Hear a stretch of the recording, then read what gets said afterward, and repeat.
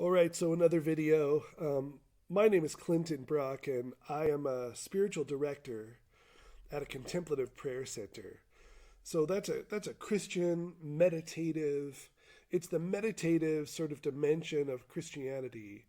You don't hear a lot about it, and I, for a very long time, have wanted to do a video on the Grateful Dead from the Christian contemplative perspective. If I can do that.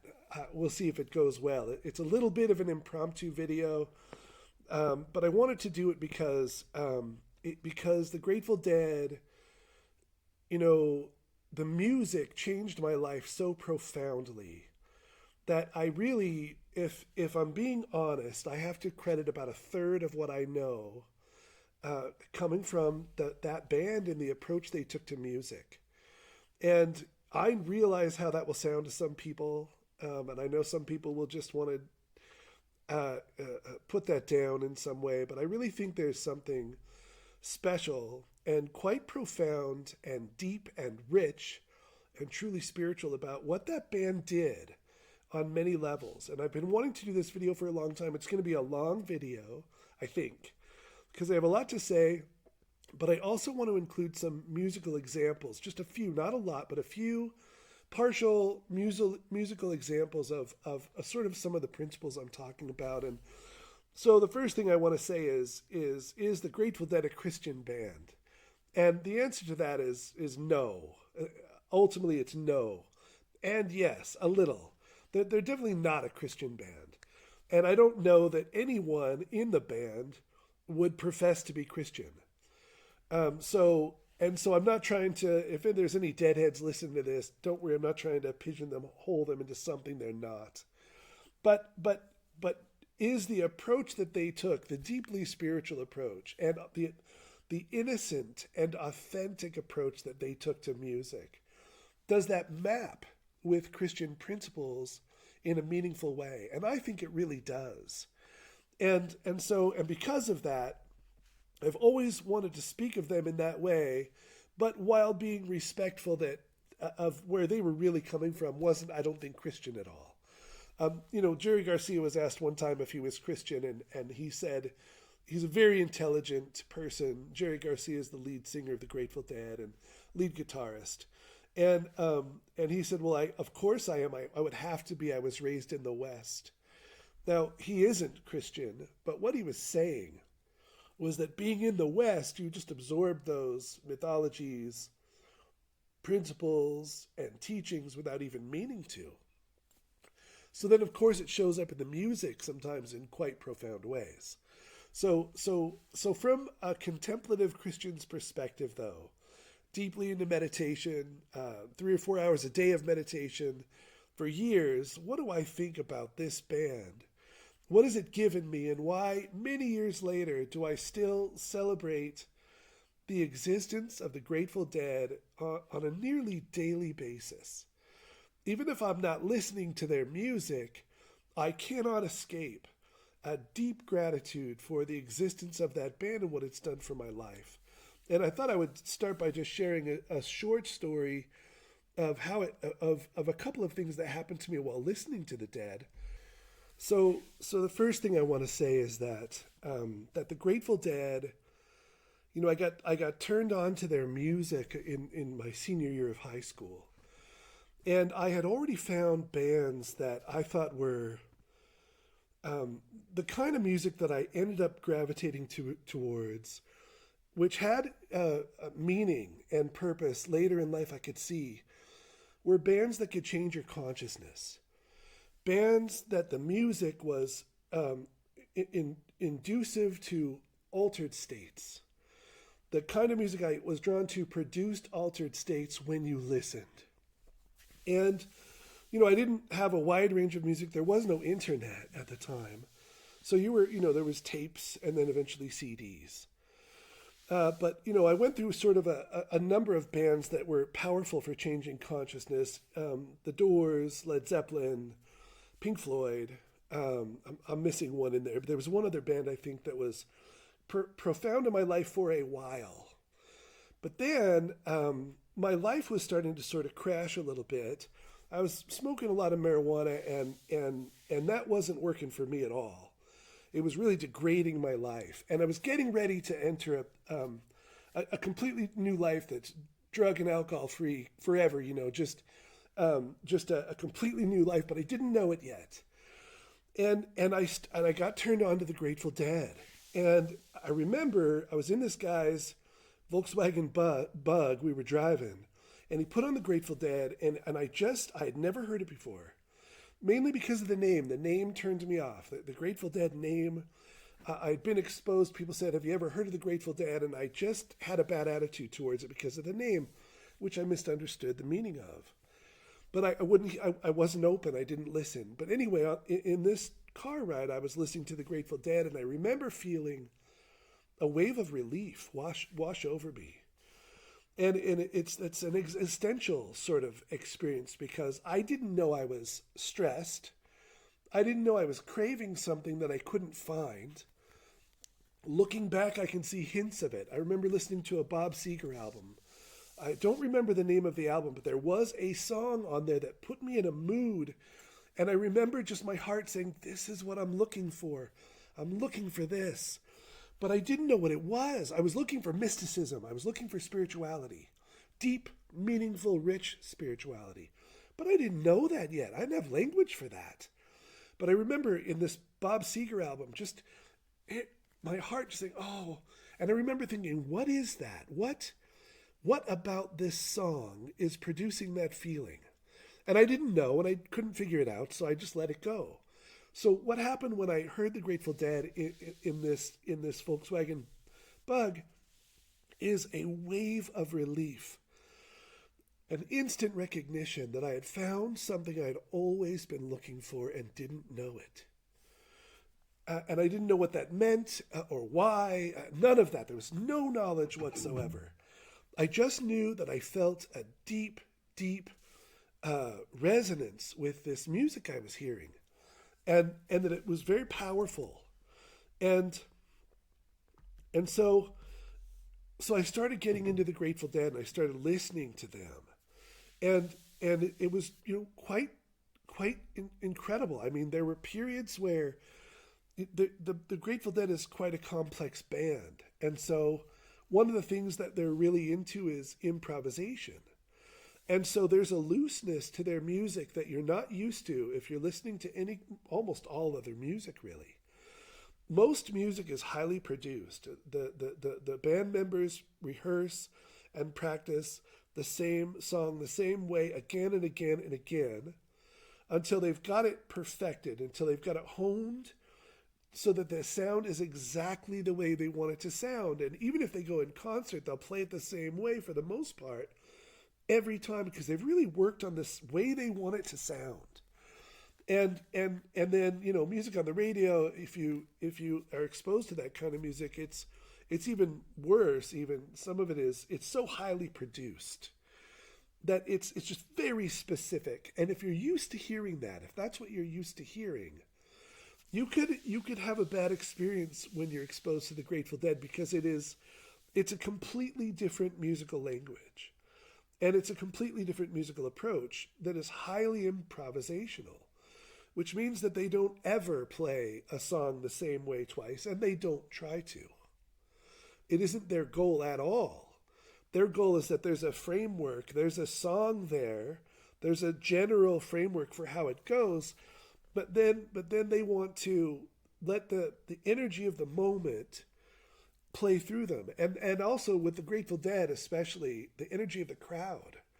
They were a live band, so they played live for a lot of people, and they just had this ability, and it was intentional, to tune in to the energy of the moment. And that means what God is doing, and band members have said that directly. That's certainly not something I'm making up. Although at 19, I started to discern that, and I told my friends that, and they all made fun of me. They thought I was crazy or making it up, and there was no internet, and I didn't know any deadheads. So I just said, these guys are singing about God. I know they're singing about God, and my friends would make fun of me, and they didn't really like the Grateful Dead. They wanted to hear Queensryche or Led Zeppelin or, mostly those Pink Floyd too. And but I could just sense there was this thing going on with them, and I was listening to their music, and it was starting to change my life. And there was a particular album that is kind of my favorite, one of my favorites of all time, called Without a Net. And it's a particularly loose, late 90s, like 1991, 92 compilation of songs they did live at shows. And I was listening to it. I was in a bathtub, taking a hot bath, listening to the Grateful Dead. And my life had just ended. I mean, I had just crashed. The entire way I was living life, the way I was raised, and then what I had done as a reaction to how I was raised failed. It all failed. And I was nowhere. I had nothing. I was in depression, and failed relationships, and failed work opportunities, all due to my own fault. And it was just at an end. But I didn't know that. It was just what I knew. And I'm in this bathtub, and I'm listening to Without a Net, and it's a particular set of songs called Help Slip. It's Help Is on the Way, Slip Not Franklin's Tower. It's this 3 songs that they flow together that are, it's extremely powerful musically if you really listen and you're part of it. And I was listening, and a joy came over me that I had never known in my life. Just a radically powerful joy washed over me, and I decided to change my life based on this joy. It was supernatural. I'm not saying I heard happy lyrics and I had a happy moment. I mean that I had a connection to the other. I didn't recognize that at the time. This was new, but I experienced a connection with the other, and the other is God, and truth, and beauty, all the things that really matter: meaning, God, truth, beauty, purpose. And I just decided I was going to change my life. And that, within a very short period of time of touching that light, of feeling that power, which came through the Grateful Dead, but from a higher source, I decided to change my life. And I got sober. I stopped doing drugs and all that stuff. And then I met a bunch of people that were on a clean sort of lifestyle. They weren't doing drugs or drinking or partying, but they were really into the Grateful Dead. So I got taken to Grateful Dead shows, and I had an extremely significant, life-changing spiritual awakening at a Grateful Dead show. I was just there listening to the music, and I didn't know it yet, but there was power rolling off the band through my body, and I could feel it blowing like a wind. And they have a song called Cold Rain and Snow. And I was listening to that, and for a minute, or maybe for a couple minutes, there was a power washing through me as they would sing this rain and snow. It would come through, and I'm feeling this power, but I don't recognize I'm feeling it, so I'm not astounded yet. But then I realize, oh my gosh, there's power flowing literally through my body, off the band. It's hit me in waves as they sing this. And then I thought, are other people, is this just me? I was freaked out. And I think, is this me? I don't know what this is. So I'm looking around, are other people, and I just, I don't remember which shoulder now, but I think I looked over my maybe my right shoulder, and there's an old man, white beard, probably 60, beard, some hair, and he's just, everyone else is dancing, right? And he's dead still. And he's looking at the band, and there are tears just running down his face of celebration, joy, not sorrow. So he's getting it. Something's happening to him. And I look over my other shoulder. I think now it was the old guy over here and the 3 women over here. But there's 3 women in white dresses. It's got to be grandma, mother, and daughter. Like 3 generations. And they're not in the same white dress, but they're in these flowing dresses, and they're holding hands and they're swaying to this power. And I realized, oh my gosh, this is something that's happening to everybody. It's not just me. Everyone has their own unique experience with it, some more profound than others, some, everyone's unique. But that's when I realized that what I was experiencing through the Grateful Dead, my friends were mocking, was really happening. And I didn't think, a lot about it. I wasn't a very thoughtful person back then. I was more of a wild, crazy kind of a guy, exuberant and loud. So I didn't think about it deeply, but it, it struck me. And so then I ended up on a deeply meditative spiritual path. I got a spiritual teacher, started meditating a lot and learning, spiritual principles. And the Grateful Dead were just a part of my life all through that, listening to their music. And I'm not here to put any bands down, and I'm not here to, not just sharing my experience, but the Doors didn't survive my spiritual awakening. Too macho. Pink Floyd, too dark. It didn't survive my spiritual awakening. Led Zeppelin didn't survive my spiritual awakening. After I got struck by blinding white light and had my massive initial transformation into the spiritual dimension of love, being the highest power in the universe and God being love, once that touched me, a lot of music just no longer. I didn't think badly of it. I have no judgment towards it. But it just, when I would listen to a lot of music, it would take me out of that spiritual place I had found rather than into it. It would be disharmonious with it rather than harmonious with it. But the Grateful Dead survived, but not only did it survive, but it actually grew in richness. And then as I grew in my spirituality, as I grew in my spirituality, I began to think about life more deeply and think about, why are we so lost? Why is the world so lost? Once I hit that light and tasted that God is real and there's this infinite source of love and joy and truth, you realize that life's made up. You see right through just immediately your own upbringing and everything you think is dumb now. All your opinions. I had so many opinions that just fell away. I just thought these are ridiculous. But also you can't help but see that in the world. And I just started to think, what are we doing? Why are we so lost? And so now I'm on a spiritual path where I'm contemplating how can there be infinite love and then the world looks the way it looks? Or more like, why? Why does the world look the way it looks when there's infinite love? And how are we so lost? And so that spirituality was growing, and it eventually became even an authentically Christian spirituality. And the Grateful Dead just survived the whole thing. It just was never. The Grateful Dead has been a wonderful companion along this journey.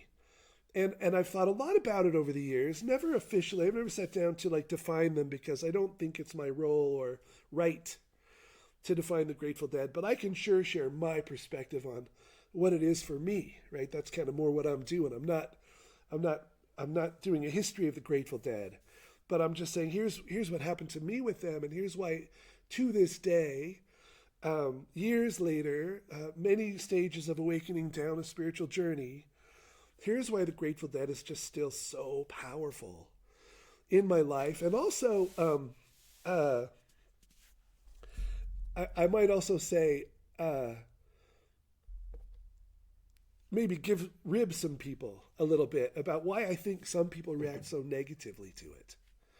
I would also like to say something about that, because there seems to be an inordinate negative reaction to the Grateful Dead among some people.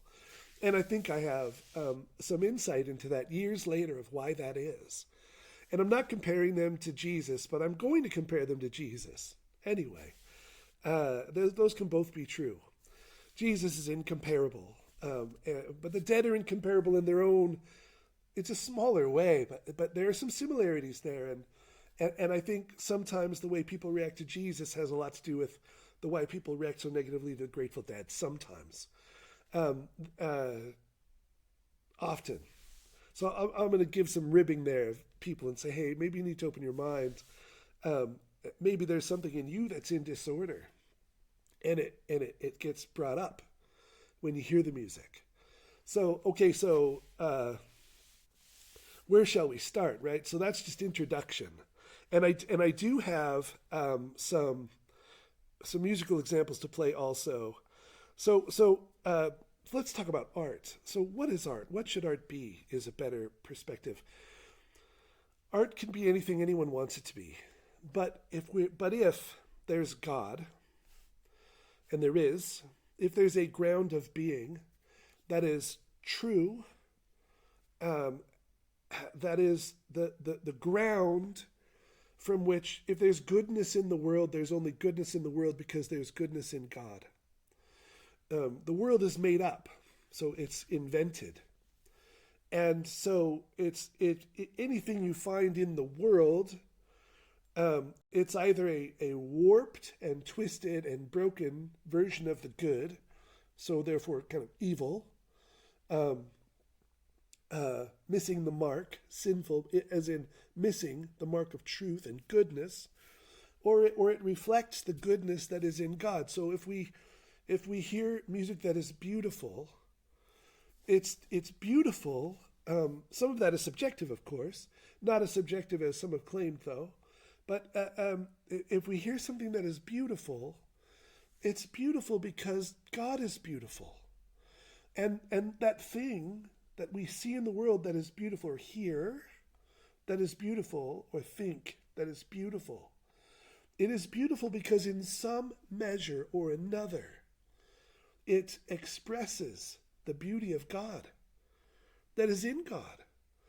And that's the same for if you meet a person that is beautiful, their looks too, but I don't really mean that. I don't know if I care about that much. But if you meet a person, I'm thinking of a drummer in a band I'm in. I'm in a band, and there's a person in our band that's a drummer that is good. He is a sensitive, sincere human being who has, if you get to know him, you think there's some true goodness in him. He's deeply been wounded by the world and hurt by the world, which is the case with a lot of good people. But there's a goodness in him. And it's beautiful when you see it.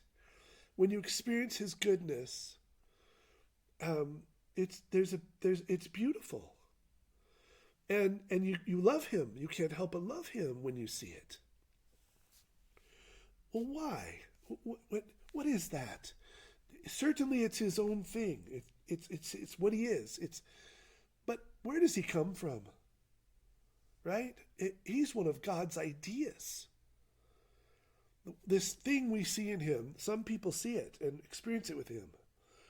This thing we experience with him is good.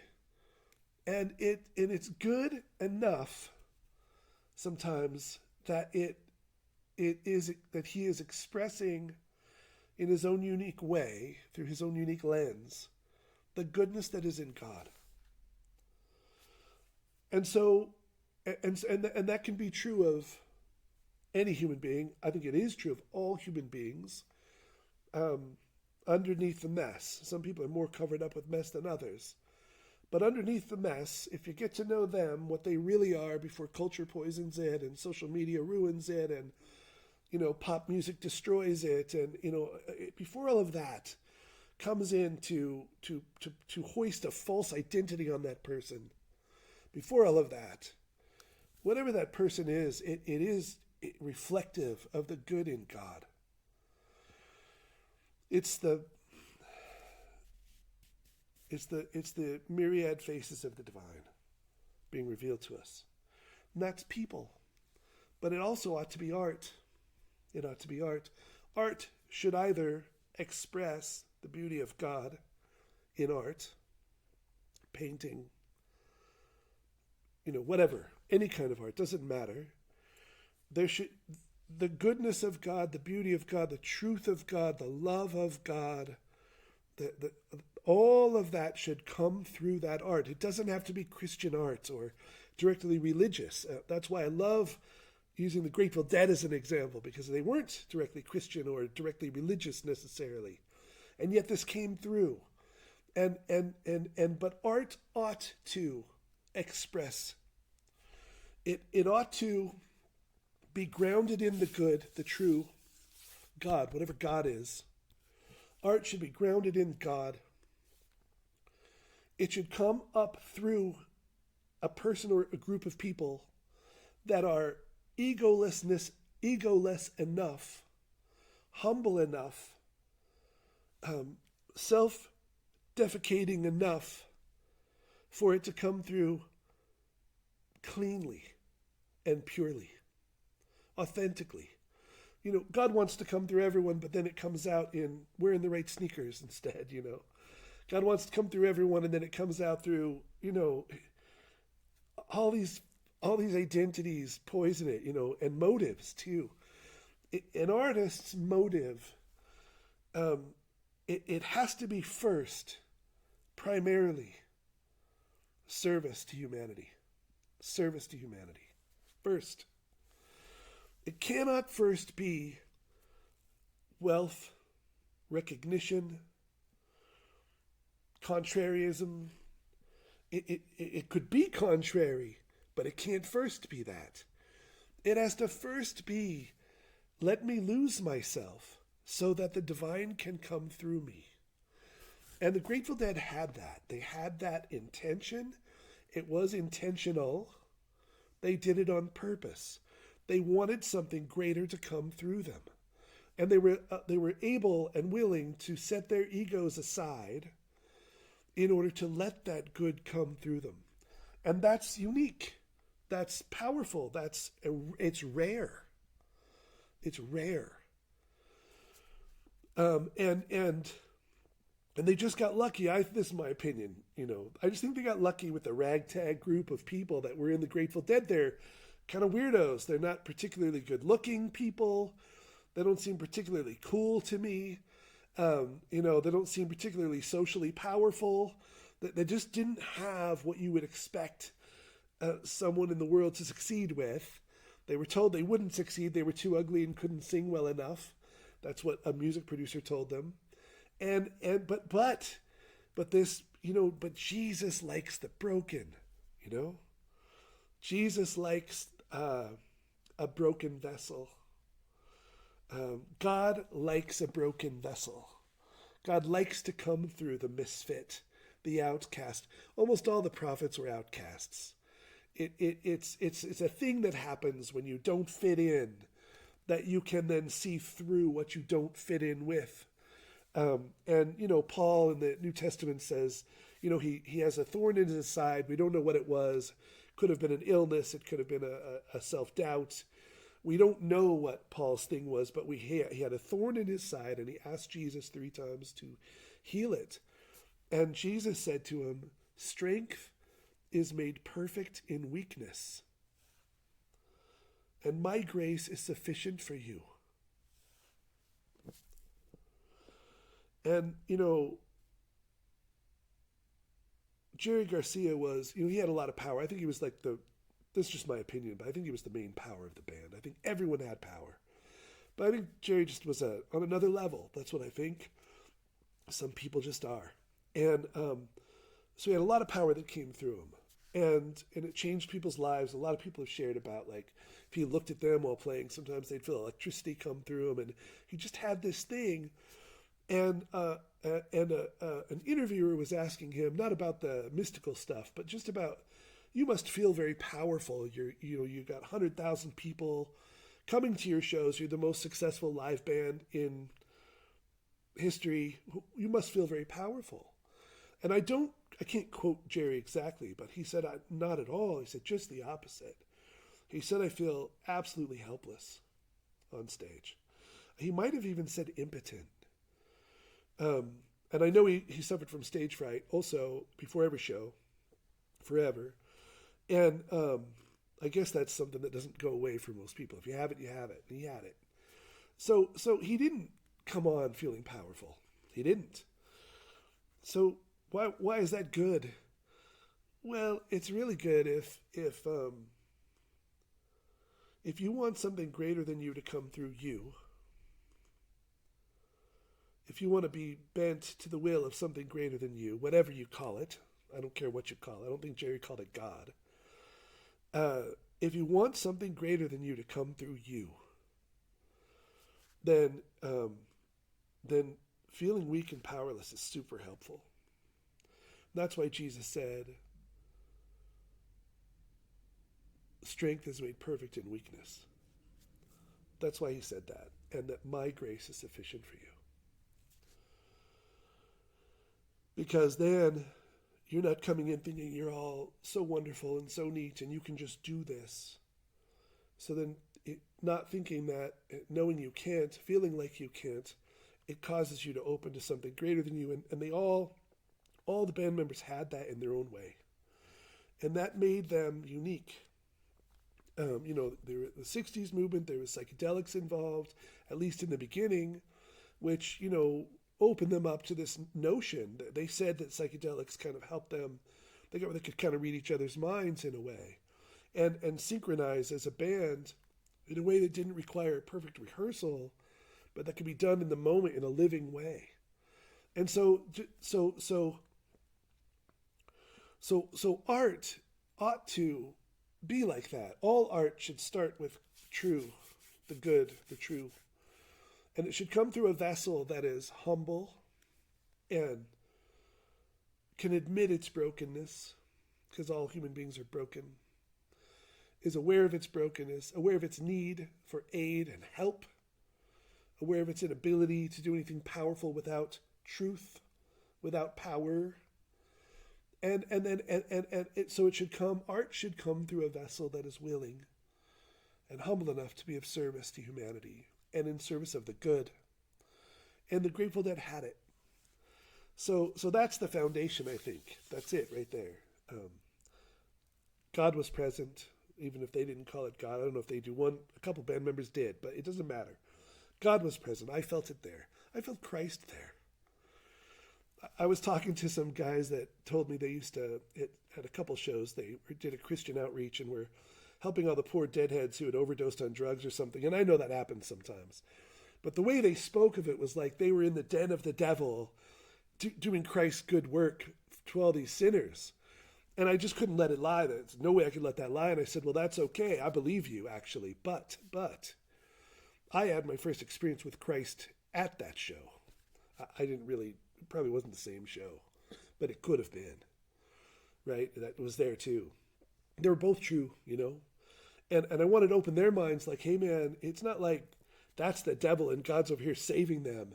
It's like God is everywhere and some bad things happen with you and some bad things happen with them, right? There's good and evil everywhere. So art ought to be like that. So music ought to be like that. Music ought to have that. And they had that sense. And so that egolessness, and then with Jerry being a sort of a special soul with a lot of power, just naturally a lot of spiritual power. There's in Hinduism, I don't remember the name of it, but there's a group of sort of enlightened beings that return, and help. But this group returns as artists. And I'm not a Hindu and I don't believe in reincarnation. But just take that paradigm, take that view that there's these people that just come on the planet and they're powerful. And they serve through art, often through music. That's who Jerry was. Jerry was one of those. He was just one of those people that you could just feel it. You could just tell. It's like, look, you're broken and you're not perfect and, you got all kinds of problems, man. But when you do this thing you do, it's prophetic. I feel it. And that's it. So, okay.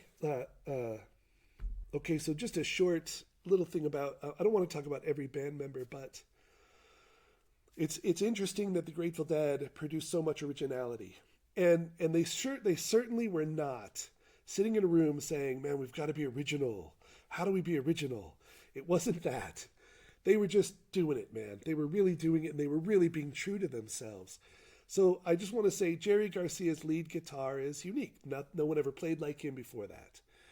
He didn't try to create something brand new, but it's like a lot of lead guitarists sound like other lead guitarists.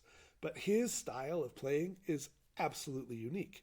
He found his way, right? Like whatever God made him to be, he allowed that to be true without conforming it to what ought to be or should be, what, what people will like, what they'll like.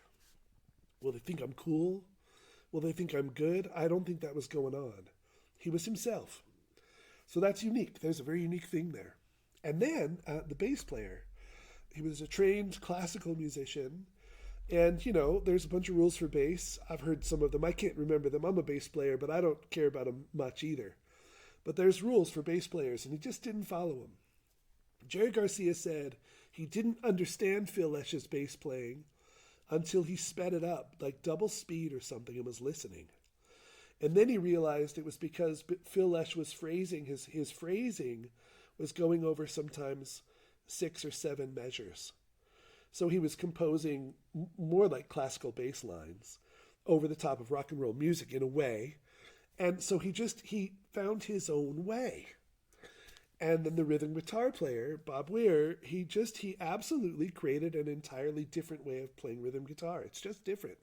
It's not what people are doing. And they were all unique, but those very much so. And then they had 2 drummers, and one of the drummers was a shaman, less a drummer than a shaman. And so, he's been accused of not being able to keep rhythm, keep time. I'm sure it's true. I don't know. I really wouldn't know. But the other guy could keep perfect time, so it worked out. But with 2 drummers, and one of them being a mystic shaman, I thought of this, and there isn't a word for it. But let's say there was a word that, here, I'll read you the definition of the word that I don't think exists. The quality of looseness and randomness that allows divine power to orchestrate and organize within a complex structure. That's not a word, but it should be a word in English. It's such a powerful and important part of spiritual life. It's amazing we don't have a word for it. Synchronicity comes close, but it's not it. The quality of looseness and randomness that allows divine power to orchestrate and organize within a complex structure. Those 2 drummers were looser. And if you're looking for that beat to land exactly in the right place every time, one of those drummers had that, but the other one was playing around it. And there was a looseness to it. And that looseness is frustrating to people that are used to highly stylized music. And it's especially frustrating to people that have built an ego on being really good at something in that very limited, small-minded way. So they had a looseness, and so now there's 2 drummers, and sometimes they're not even playing in the same time. So there's, it feels like this to me. It feels like this.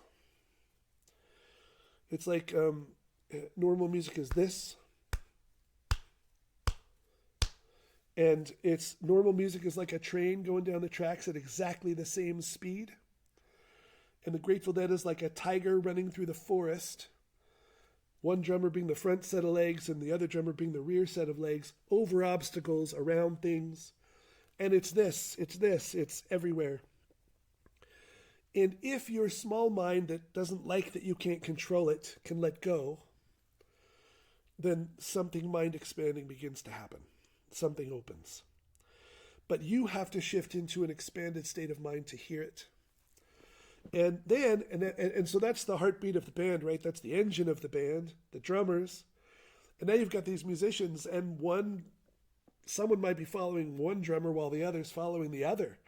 But they're all listening to each other. And so now the whole band is swirling and flowing up and down scales, in and out of, leads and solos, dancing with these drummers, dancing with one another in a living way that cannot be orchestrated at all. It can't be orchestrated.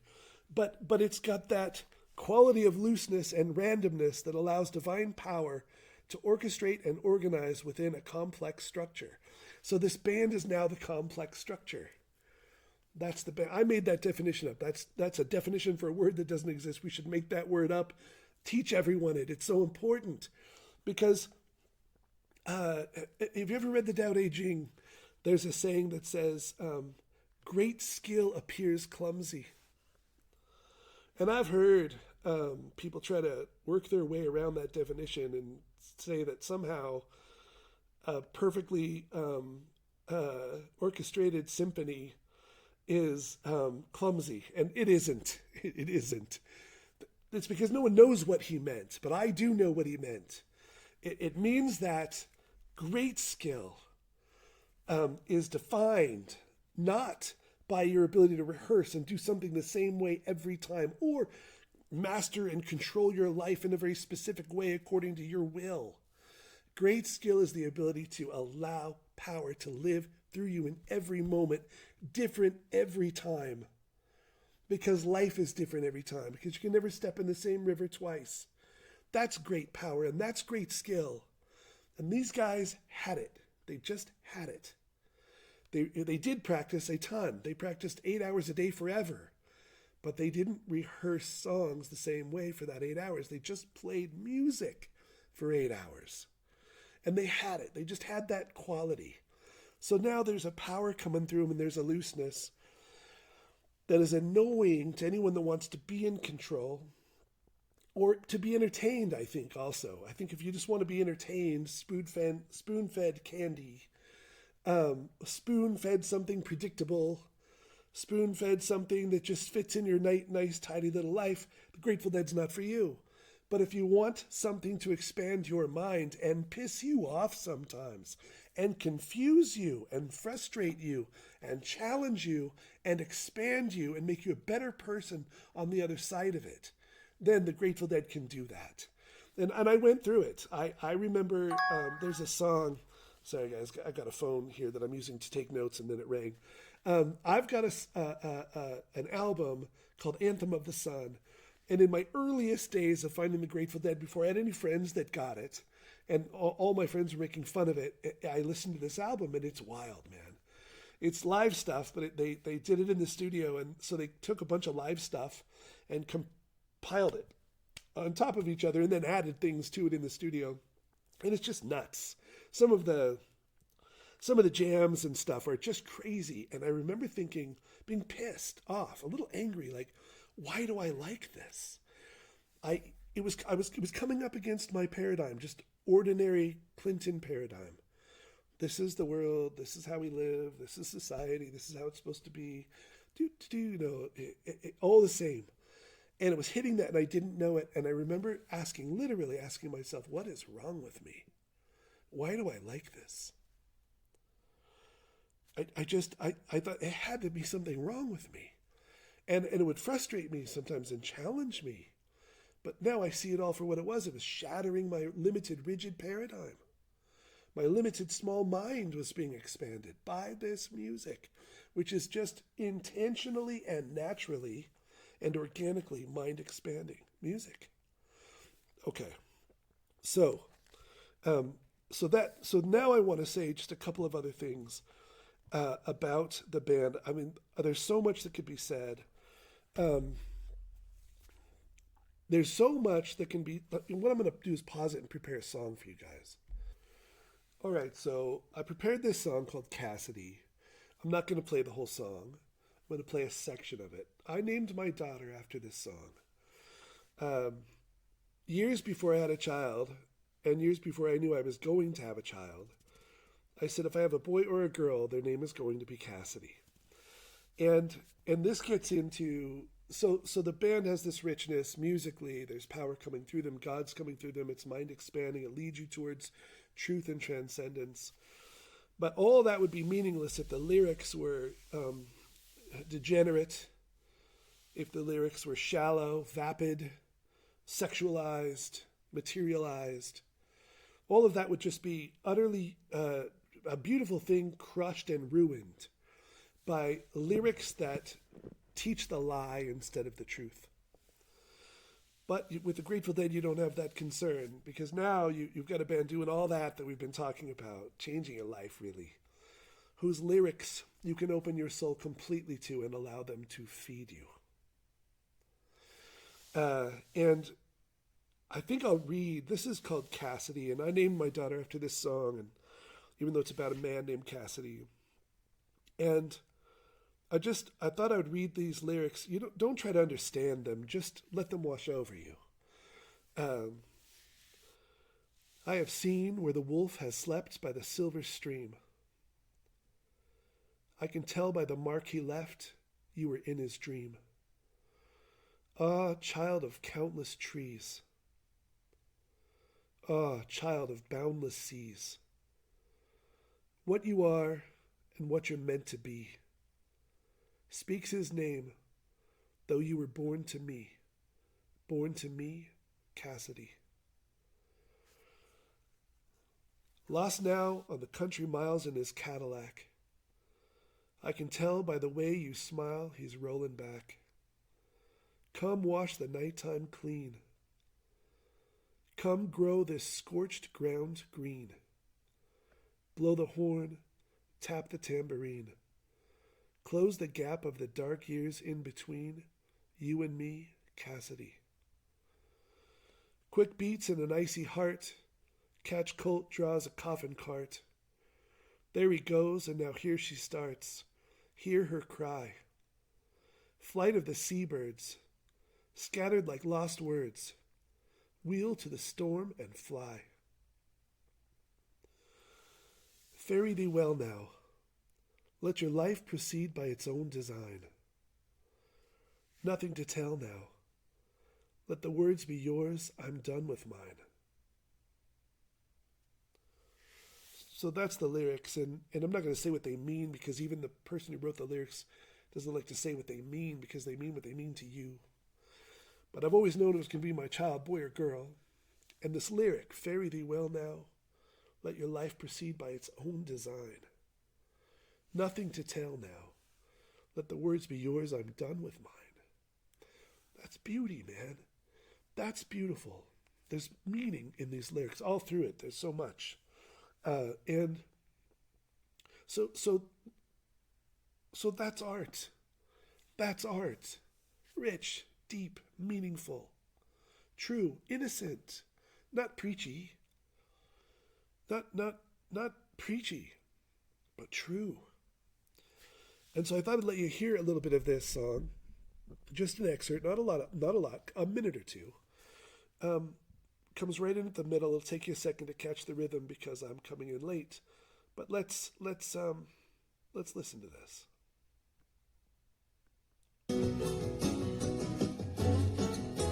Fly the seabirds, scattered like lost words. Wheel to the storm and fly.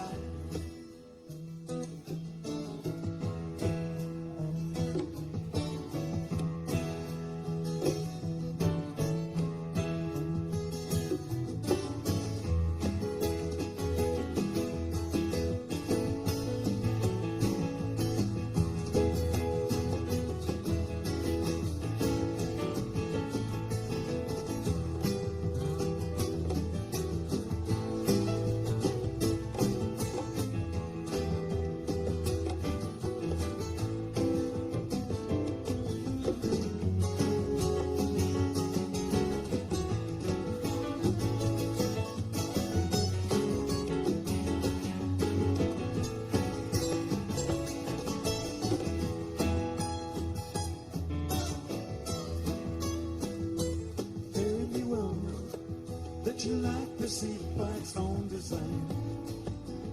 Nothing to tell now. Let your words be yours. I'm done with mine. Fare thee well now.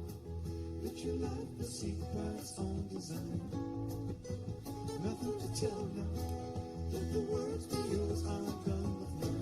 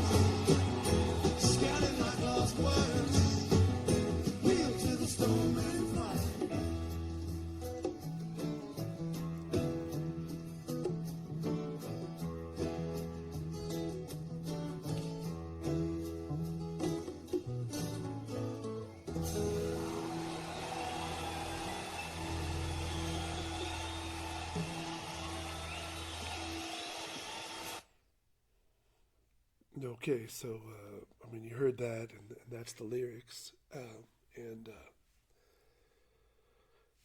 you notice that musical interlude, and you may have had trouble following it. You might not have quite heard it. Like, what is that? Well, that's something that reveals itself upon listening multiple times. It takes time to get used to it and to come to understand it and feel it and know what it's doing. But what everyone says who gets into the Grateful Dead and really hears it and finds it is there's all this meaning packed into the music. It makes you feel things. It takes you on a spiritual journey that is good. That is good. And so there's an excerpt. That's Cassidy, the song I named my daughter after, and I have some more. But I want to bring in, before I do bring in another song, I want to say one more point.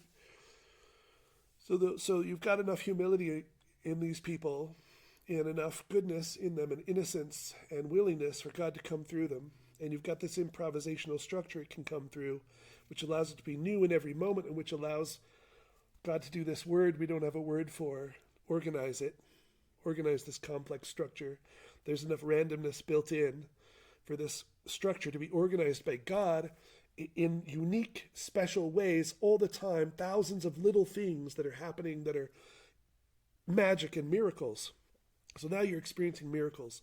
And then we found that the lyrics are deep and beautiful. That's just another song. I mean, they've got 70 hours of music, and the lyrics are incredible. So now you've got this music just coming through. But I neglected to mention another dimension of the Grateful Dead that is so wonderful.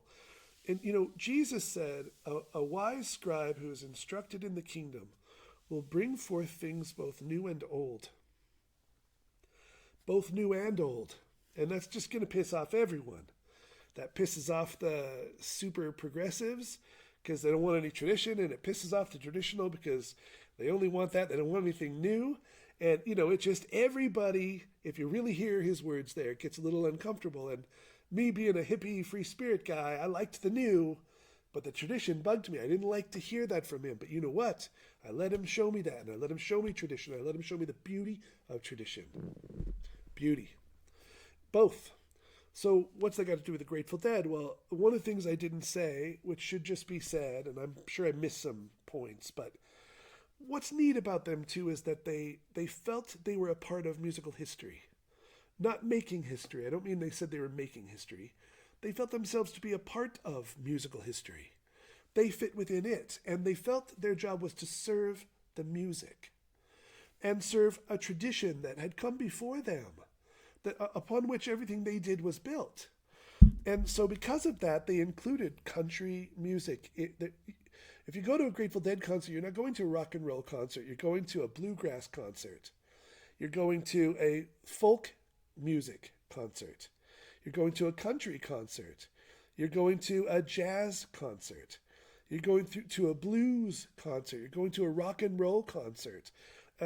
You're going to a concert where reggae might show up, or Zydeco. And that's just my limited, I'm not a Grateful Dead scholar, and I have no memory, so I can't remember anything. So those are just the ones that popped into my mind. This isn't a band that is in one genre. They took all those genres, bowing to them. And that was just something I failed to mention, that I didn't have language for when I was younger. But I just remember driving to Moab.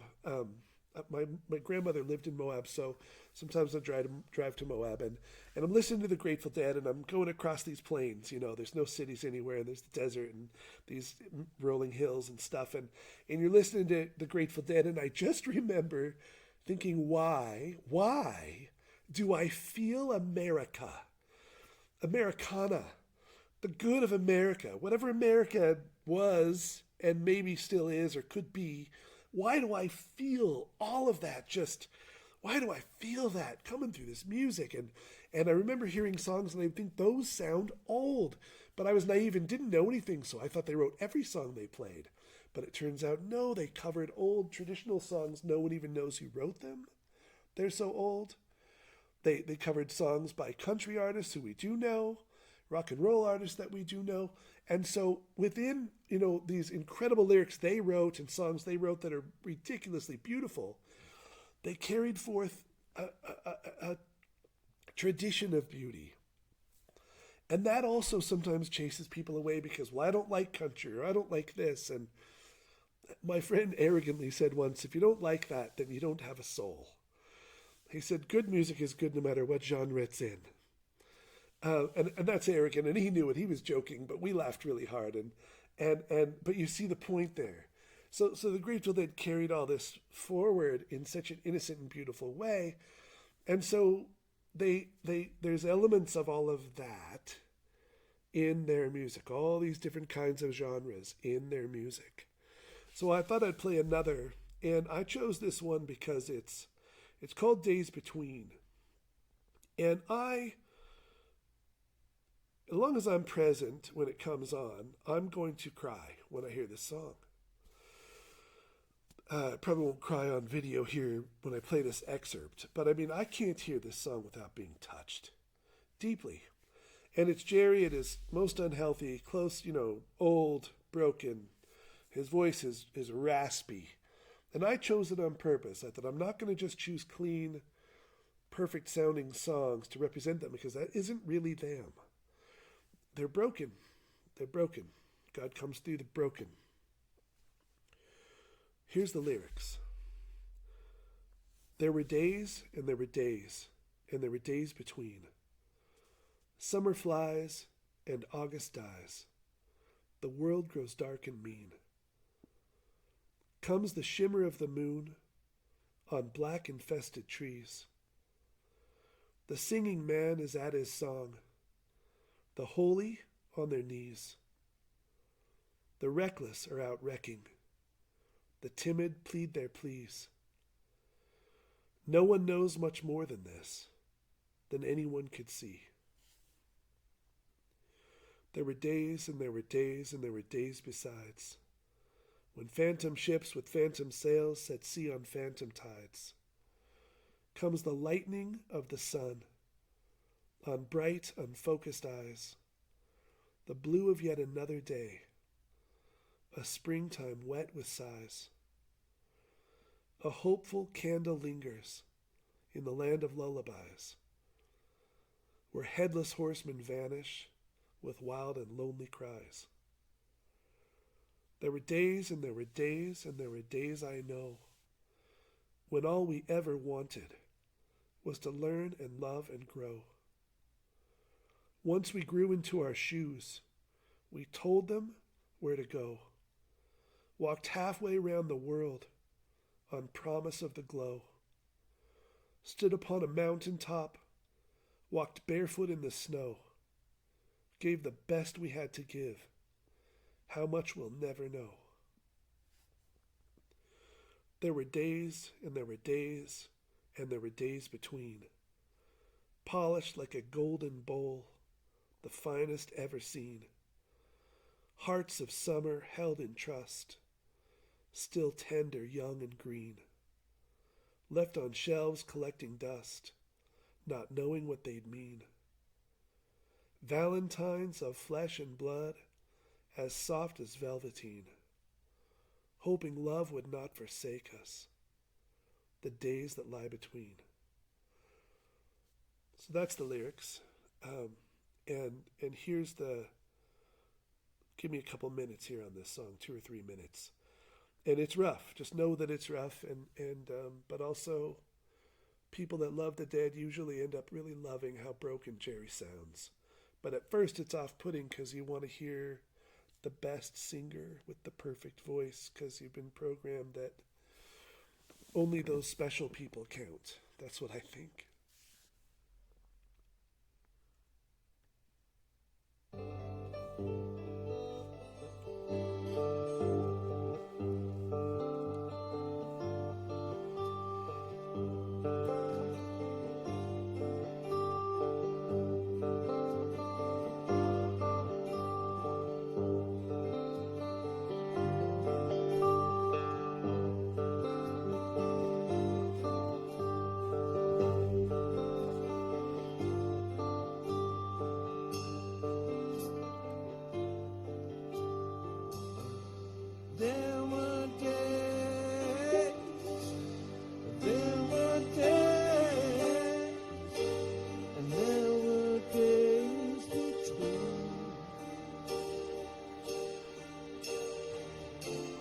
summer flowers and August times, and the world grows dark in me.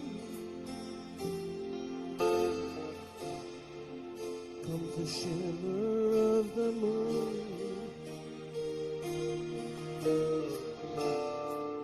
on black infested trees. The singing man is at his song.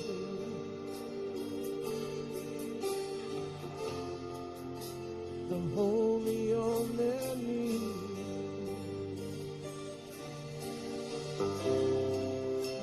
The reckless are out reckless. The timid plead their pleas.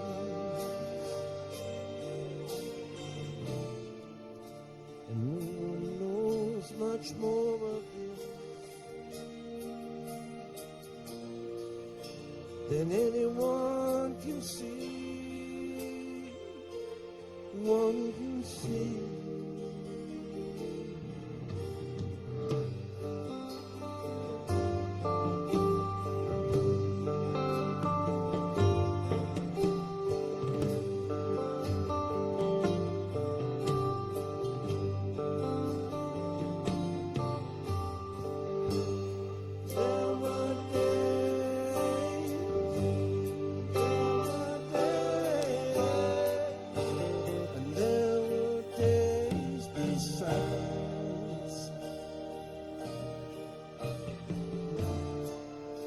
When phantom ships with phantom sails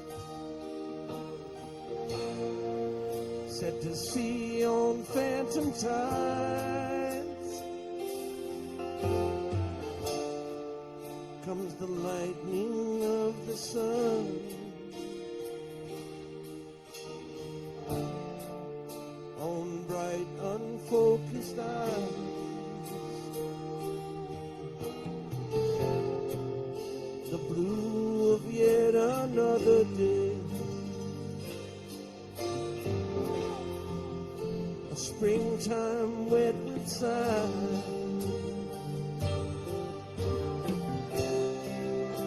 a hopeful candle flickers in the land of lullabies, where headless horsemen vanish with wild and lonely cries, lonely cries.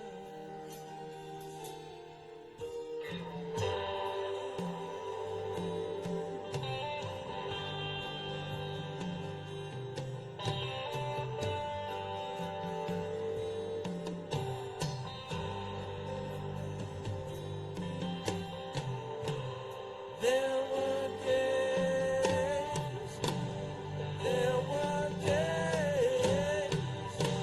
and there were days I know,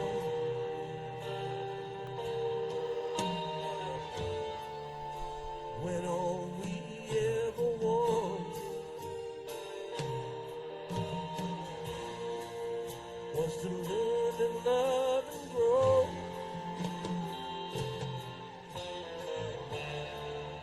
Once we grew into our shoes, we told them where to go.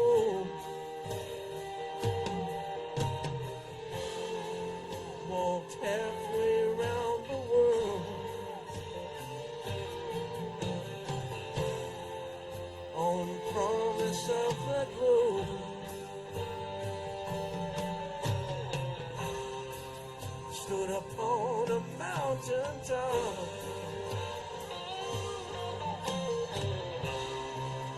walked barefoot through the snow, gave the best we had to give.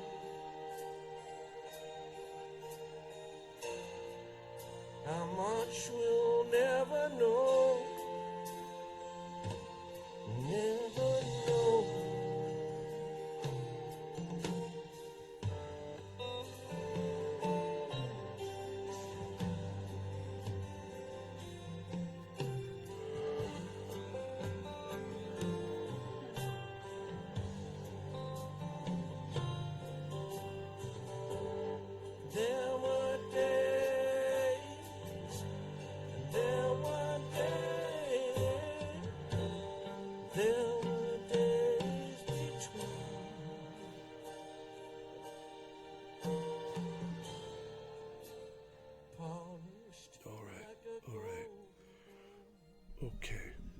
and I'm cutting that off because it's a little bit against the rules to play a whole song.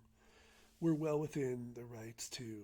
This is an educational video to educate people on the spirituality of the Grateful Dead's music in light of Christian spirituality. Totally within fair use, but we don't want to break any rules. So that's it. Okay.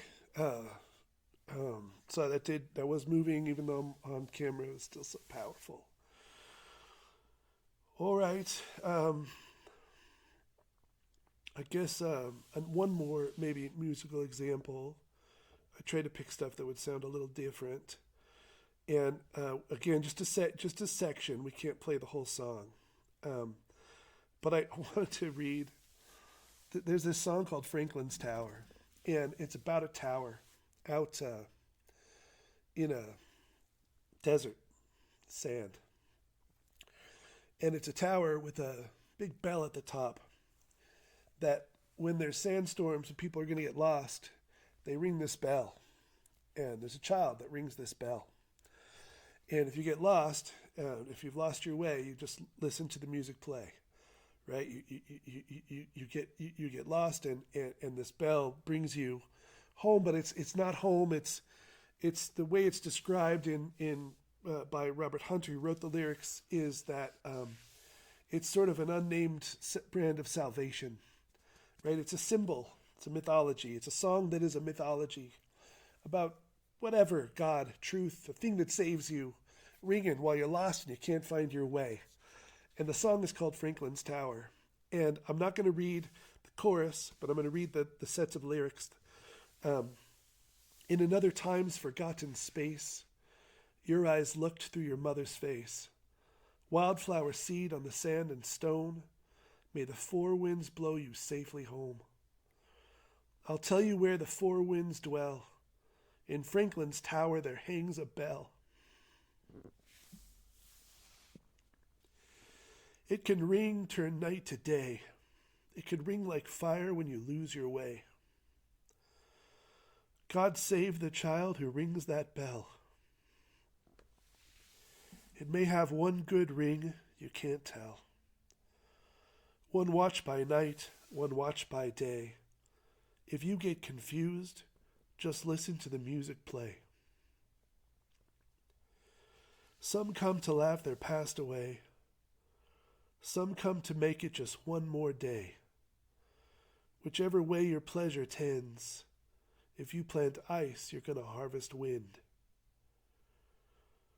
In Franklin's Tower, the four winds sleep. Like four lean hounds the lighthouse keep. Wildflower seed in the sand and wind. May the four winds blow you home again. So that's the lyrics, which I think are ridiculous. I just think that is so beautiful. And if it's a mythology, then it's not about this one child that rings that bell. It's about whoever will ring that bell, right? To help those who are lost. Okay, so here's just it's an excerpt. It's going to take you a minute to catch the rhythm, because it's the Grateful Dead and it's weird.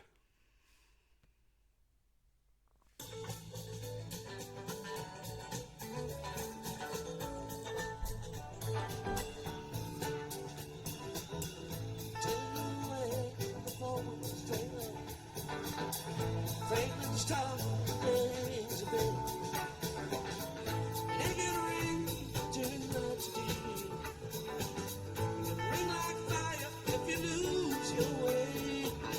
Roll away, do. Roll away, do. Roll away, do. Roll away, do. God save the child who rings that bell. I'm one good ring, baby, you can't tell. One watch by night, one watch by day. If you get confused, listen to the music play.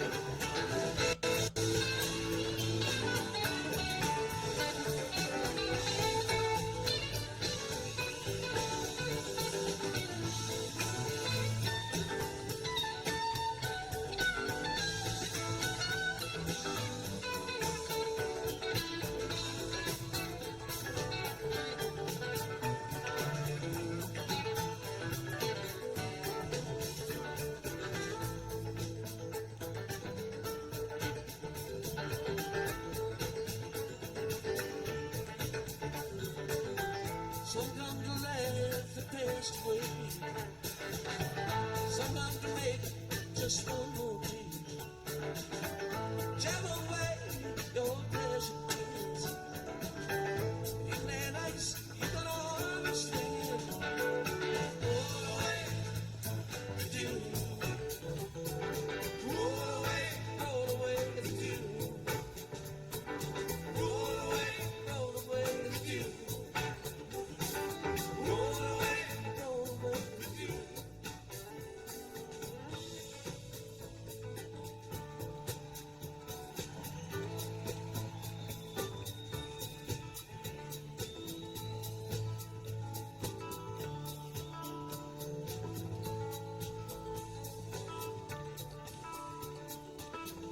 Tell you where the falling sleep, like falling out the lighthouse key.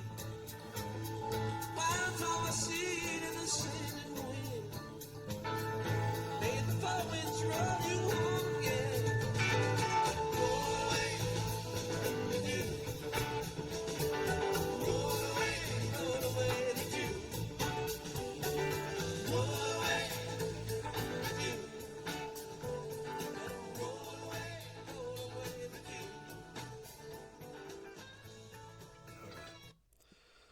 All right, that's that. Let's take just a pause. Let me pause for a second.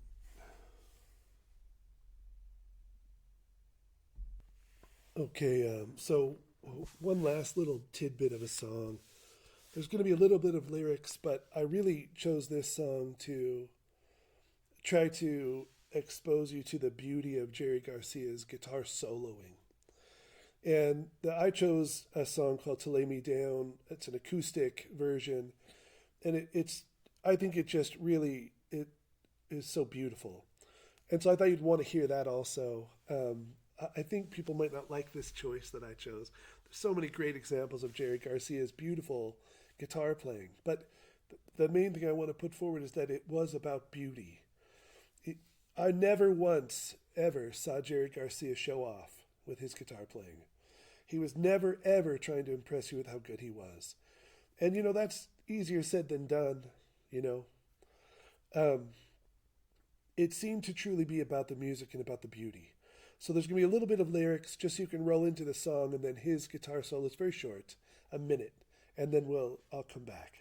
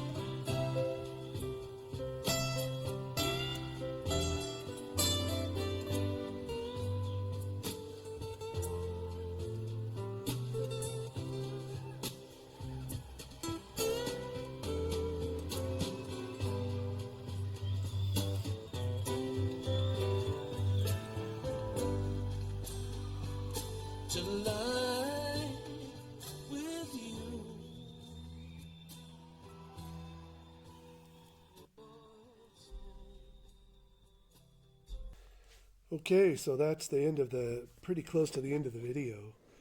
I might make more. I've really enjoyed this. I've always wanted to do it. Maybe I'll cover specific songs and talk about them. But the last thing I want to say is that, so this is art. This is what all art should be. Not like the Grateful Dead, not copying them, shouldn't sound like them, nothing like that. But all art, and really everything we do, should be rooted in God consciously. We should be aware of it. We should be aware of God's presence coming through this empty vessel who has surrendered its will enough to do God's will, who allows itself to be purified so that we can do God's will. And art and really everything we do should start in the ground of being with truth, with infinite truth, with love, the Trinity for us Christians. And it should live up through us and come through us. And whatever comes through us should express, it should convey, it should speak into the world the truth and the ground of our being. And like I said, I chose the Grateful Dead because it doesn't have to be corny Christian music, that copies pop culture in every way except just changes the lyrics and makes them Christian. It doesn't have to be like that. It should be genuine and come through us for real in this way that's meaningful. And that's what art should be. But then that changes what art is for the observer of art. See, that now, it's like with the Grateful Dead, you can't stay in a secular state of mind. You can't stay in a worldly state of mind. You can't stay in your rigid state of mind and participate in true art and get true art. You can't do that. True art, you have to join it. It's somewhere you're not. It's beckoning and calling you to something more. And the reason the Grateful Dead is that, they've been described as inaccessible, difficult to get into the Grateful Dead, difficult to get into their music. And there's good reasons for that. It's deep and complex. There's so much to it. So it calls, it's coming from a state of consciousness you're not in unless you're already in a altered spiritual state of consciousness. And also it's a genre, it's music. So then now you have to work through your baggage and programming from the music you've always heard, which I'm sure a lot of it's really good, obviously, but it's also true, though, that the music industry has been destroyed by the profit motive and also by the popularity motive. It's money and power, money and social standing. And that's what motivates people to make the art they make. And so then that means it's evil in the true sense of evil, not in the magical sense that people think, but it's anti-Christ, it's anti-God. Most art is anti-life and anti-truth, not intentionally, not on purpose, but if profit and fame is what's driving someone to make the art they make, then that art is poison. And something I neglected to mention, but if two bands played the same song with the same instruments, the same volume, and rehearsed in the same way, so that they were playing the same song roughly the same, best of their ability, and one band was full of ego and pride and arrogance, and one band was trying to surrender and be a channel for a truth to come through, you might not be able to pick them out of like a test where you're tested in front of everyone, but I could tell you this. Over time, over a long period of time, one of those bands would feed your soul and one wouldn't. It's more than just the sound. It's more than just the notes that are being hit. There's energy, the uncreated energies of the Christian tradition. We believe that's a concrete part of reality. We experience the energies coming off of God, but they also come through us into others. And if a band is, or an artist, or a cook, or a lover, a father or a mother or a child is coming from that place to be a channel of the good and is laying themselves as bare as they can to God's power to be a channel of the good, then whatever they do is different than whatever someone does coming from self. It's not the same thing. It's not the same thing. There are energies and powers that come through. If you've never been exposed to the Grateful Dead, I encourage you to really open up to it and hear some stuff. And I'll make more videos maybe just for fun. I don't know if they'll really get watched, but I don't care about that. I'll make some for the people that might be interested. But don't be surprised if, as some people have told me, what I discovered when I started a band, I wanted everyone to understand the Grateful Dead, but no one in the band already understood the Grateful Dead, so they all had to be brought into it. And at varying degrees of depth and speed, I've noticed. And with some real resistance, I think, in the beginning. It might be a touchy subject, so I don't bring it up much. But what I've discovered is that you can be converted to the Grateful Dead. What I mean by that is you can initially hear it and have it bug you and even offend you or piss you off. And if you're humble enough to think maybe they're doing something right and maybe there's something in me that it's hitting that is wrong, that's a possibility. I'm not saying it's a fact, but it might not be in every case with every person who doesn't like it. But it's a very strong possibility that the love they're coming from, the innocence, the self-surrender, the self-transcendence, the improvisation, the looseness, that word that I don't have a word for, that, has that meaning we read several times, that allows God to come through randomness in complex structures, that thing they had. It could be that all of that is challenging to your smaller state of consciousness, controlling, rigid, and also maybe you've been cheapened by pop music, and so that's hard. There are many reasons why the Grateful Dead could bug you at first, and you would find later on that if you were willing to maybe be changed and see that there's some control there. I don't know what they're doing. It bugs me. I can't control it. Or they're so loose. It's too much going on. It's annoying.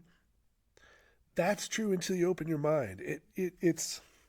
I learned this in nature. There's all these sounds going around in nature, and they're not a song until your mind is big enough to hear it all at the same time in a whole, and then they're a song. There's a beauty there. Once your mind expands, then all of a sudden everything is synchronistic and perfect and beautiful. Even the randomness of nature starts to take on a deep organization if your mind is big enough to perceive it. The dead are just a little bigger that way, and you have to expand your mind to hear them. And in that, you're given the gift of an expanded mind. And, the Grateful Dead, that's their name, and people find themselves quite grateful once it happens. I take a great joy in seeing someone get it. When someone gets it and it changes their life, I know for the rest of their life, they have a gift, a true spiritually good gift that will feed their soul throughout this life.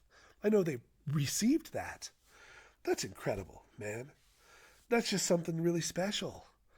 And something maybe you could be exposed to also if you, I thought the scriptures were harsh and rough, and every time I opened to the wrong part that bugged me, and I didn't get it, and it's also complex, and it's also not linear. It's not put together in a way that's easy to understand. It's like you have to have read all of it to know what any of it means, and it's inaccessible. And the scripture bugged me endlessly for a long time until I became convinced that there was something really holy and powerful in it, and that I just had to change me to come to it. And then when I did that, the scriptures were a light and a glow with power.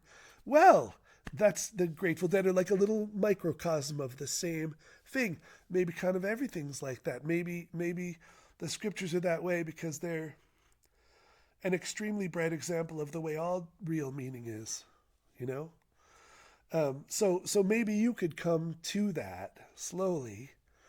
And if you did, maybe it just isn't for you, whatever. But if you did come to it, if you were able to let go of pride and prejudice and judgments and annoyances and control and small-mindedness, maybe you'd be given a great gift of that would feed you for the rest of your life, and you would also be grateful. Okay, very last thing, just for fun. The Grateful Dead. What a terrible name. That's what I thought when I first heard their name as a teenager. I wouldn't listen to them because I'm not into evil bands, I'm not into that dark stuff. Little did I know. So why in the heck did they name it Grateful Dead? Well, maybe just to be weird. I don't know. I mean, I don't know. But I do know where the name comes from, and they found it in a folk music dictionary. And Grateful Dead is a cycle of folk tales. It's a tag. It's a label on a number of folk tales in a certain genre. And I'm just going off memory here, and I have no memory. But my limited memory of it is, it's a cycle of folk tales where a stranger is riding by on a horse and comes upon a group of people ill-treating mistreating a corpse. And because that man died and without paying his debts to them. So they're mistreating this corpse. So the stranger has nothing to do with any of these people, but out of the goodness of his heart, he pays the man's debts. And then, so those people leave, those ruffians leave, and then he gives the man a proper burial. And all out of the goodness of his heart for no reason, then he rides off. And at some later point in his life or on this journey, he meets a mysterious stranger who aids him in a quest, saves his life, etc., etc. Does some good to him. And it reveals himself to be the ghost of the man he paid for his burial. Grateful Dead. So even the name Grateful Dead, that sounds so dark, has such neat beauty and meaning to it. It's basically the name for a genre of folk tales. So okay, that's it for this video. It's an hour and 30 minutes long. Longest video I ever shot. I hope it's okay. And I hope you enjoy it. And if you have questions or you would like to hear other videos done on this subject, put them in the thing below. I'll do it because it's really fun. Just on my days off, I'll do it. Okay, thanks everyone.